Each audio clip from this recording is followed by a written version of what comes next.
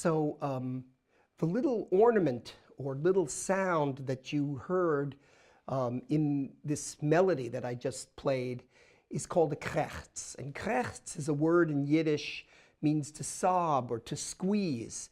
And it's a kind of, it's not really a note between the notes, it's a kind of a sound, a sort of a ghosted sound. So you make this Krekhts by, let's say you're playing an E to an F sharp on the clarinet, or any two notes you're playing, and you stop the sound with your tongue. So for example, if you look at my fingers, I'm playing the E to the F sharp, but in between the E and the F sharp, I pick up this finger.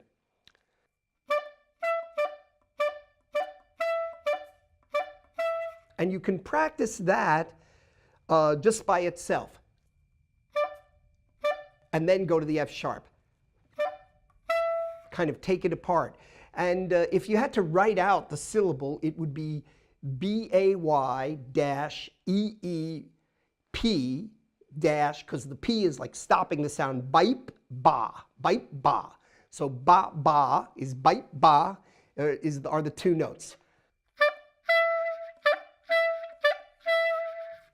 And then another way to use the Krekhts, and again, this is personal, and you might talk to some other musicians who play klezmer music, and they may have some other ideas or some other ways of thinking about it. But this is basically the way I think about it.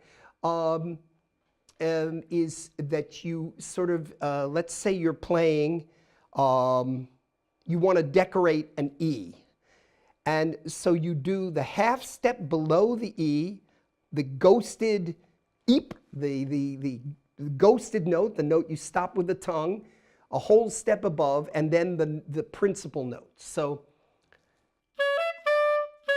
and so you don't really hear that as an F sharp. You don't hear, you hear. And the point of this ornament is for expression. It's a kind of a catch in the voice. It's something that when there's so much emotion, the voice sort of stops.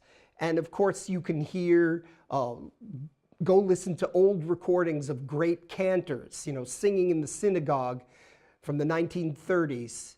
And those, that really gives you an idea of the source of these Krekhts. And then also, of course, I studied very much the recordings of Dave Tarras and Naftuli Brandwine, the great klezmer masters. And that's another point I want to make. When you're learning these Krekhts, you listen, it's like listening to language tapes and learning a language and learning to speak a language correctly. You listen over and over and over to those tapes, and because you don't want to do a Krekhts all over the place, like if you're playing.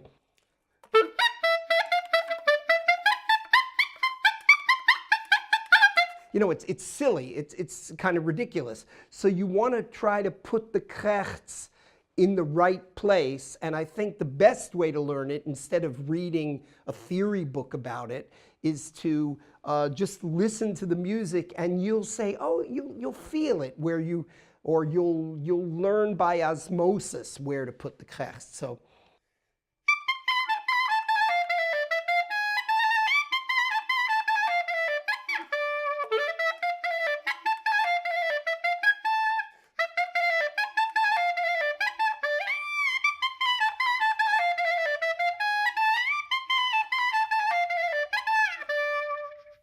So again, you get the sense of where those Krekhts work and where they don't. And it's just really about speaking a language in the correct way.